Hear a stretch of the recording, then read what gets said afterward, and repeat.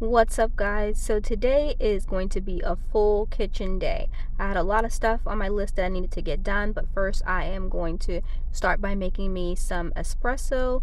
I love to drink iced coffee even if it is cold outside. That's why I have my sweater on, because I was feeling a little chilly, but I did end up putting on my apron because every time I forget, I always end up getting stains on my shirt, and then I'm like, why do I not have my apron on? But anyway, I am making French toast for breakfast, and I made this loaf of bread, I think the day before or 2 days before, and I did a video on me making that bread, and now I'm just turning it into French toast for the kids. I promised them that I would do French toast again. I haven't done it since the last time I filmed it. And so I am starting by making French toast for breakfast, and I am making a whole loaf of French toast so that we can have leftovers. I was struggling with the temperature of this pan. I don't know why I didn't just turn it down, but I kept moving it off the heat because it was overheating. I did burn a couple pieces. Well, they weren't burnt, but they were just darker than I wanted them to be. And I am looking up the recipe because I did start some sourdough, and I am supposed to be lifting and folding it. So I was just I haven't made sourdough in a long time, so I was trying to refresh my brain on what I needed to do. Now that it is cooler weather, I am looking forward to making more sourdough bread.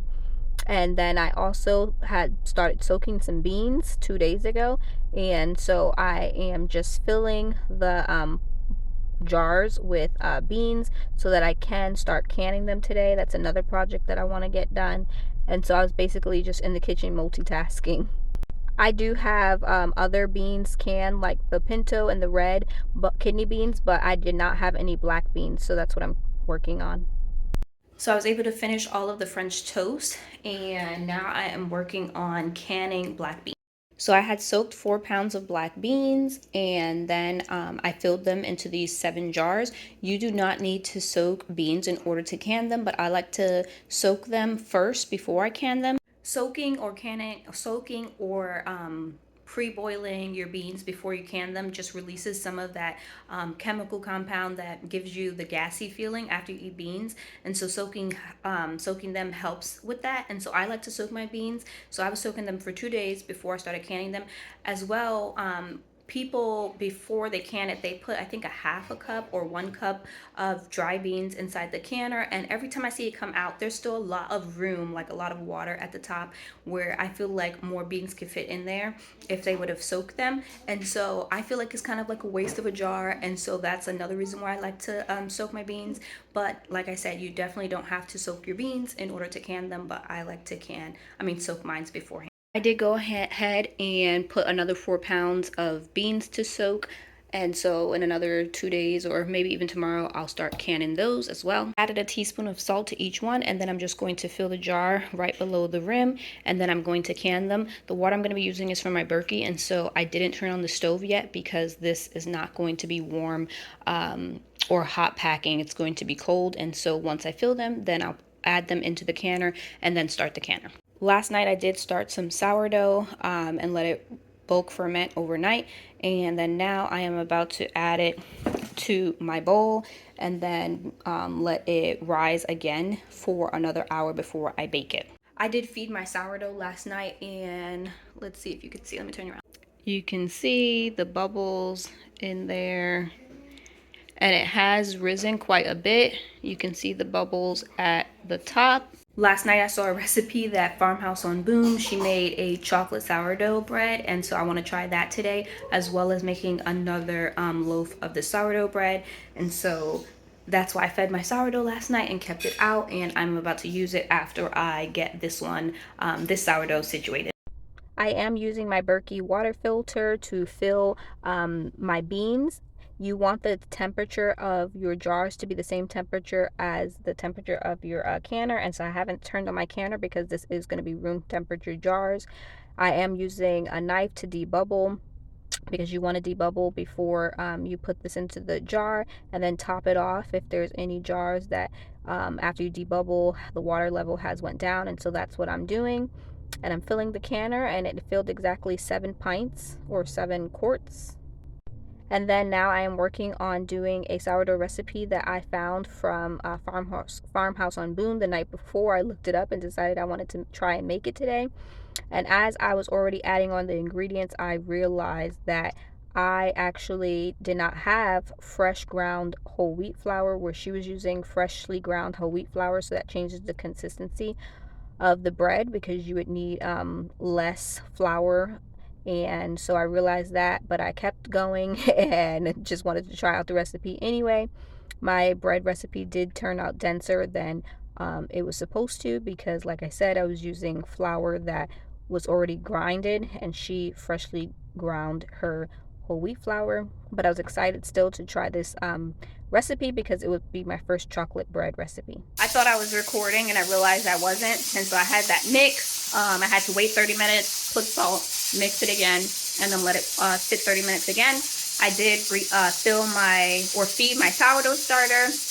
The beans are in the pressure canner and they have an hour left. They're supposed to pressure can for 90 minutes. And then I did start my second bread loaf for tomorrow. I haven't made sourdough in a long time, and so I'm just trying to get the hang of it again.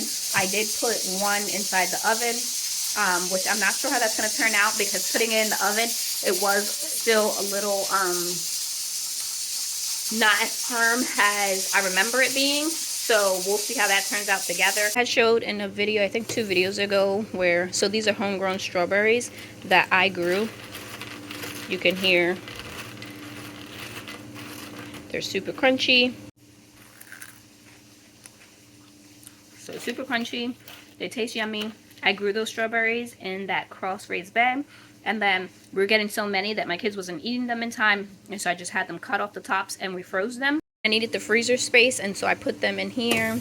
We also have the berry mix, which was from the store. And then more strawberries up here. But you can hear again, very crispy and crunchy. These were blueberries, raspberries, and blackberries. And then down here, we have the chicken hearts from when we processed chickens. And we're gonna give to our dogs. So this just finished, and it says freeze drying complete. And when it first finished, I opened it and it wasn't completely dry, so I could return to a final dry and add how many hours I wanted. So I added 2 more hours, and now they're completely dry. Oh, I forgot that I did add, maybe it was this one? Yes. So these were the ground cherries, and as you can see, they kind of exploded out because of the moisture that was in them. But let me taste one. But it is crispy and it tastes delicious, just like a ground cherry. So now that I know everything is dry, I'm going to hit exit. Oh, let me show you too. So if this finished and I wasn't here, it would start cooling back up and the trays would be hard to move and it would have ice built up in here. So you could hit warm trays so that it can warm everything back, and then you can open it, but it's already warm because it just finished a couple minutes ago. So I'm gonna hit exit, stop freeze drying section, and that's finished. And now I'm going to add it. I have these gallon jars right here, and so I'm going to get one, and I'm going to add all of the strawberries and berries into here. For the ground cherries, I'll probably add them to a separate container. It just depends on how full I get my gallon jar filled with the blackberries, blueberries, and strawberries. I quickly decided that I was going to add all of the freeze-dried berries into the same container, and so I just ended up putting a little bit of the mixed berries first, and then the strawberries, and then the mixed berries, and then top it again with strawberries, and then the ground cherries. I thought that it would look pretty that way, and that it would not taste better, but since it could all fit and not waste a jar, I thought it would be a good idea. My first sourdough loaf that I've made in a long time is out the oven, and it looks really good. I was really happy with it and how it turned out. To this chocolate sourdough loaf, you had to add 125 grams of chocolate chips, and I am using my Lily's chocolate chips, and so some of them are white and some of them are dark chocolate. The Lily's chocolate chips are sugar-free, so that's what I had used. And then I decided that I wanted to taste bread. It was warm, it wasn't hot anymore, but I did want to eat it with lunch, and so I was eating leftovers for lunch, and so I just chopped me up some pieces. So the bread smells delicious, and it's super fluffy. You can hear that crisp. And I cannot wait to eat this slice. I'm going to put some butter on it. So the black beans are out of the canner, and as you can see, so I have 2 jars that I had some siphoning happen. Siphoning is when some of the liquid comes out of the jar. But as long as they are sealed, they are still safe to eat. I won't know if they're sealed until these cool down. And then I'll be able to check the seal on them. But I'm super happy to have these black beans. This is my container of garlic that I grew last year, and a lot of them produced small cloves. That's actually 2 cloves together.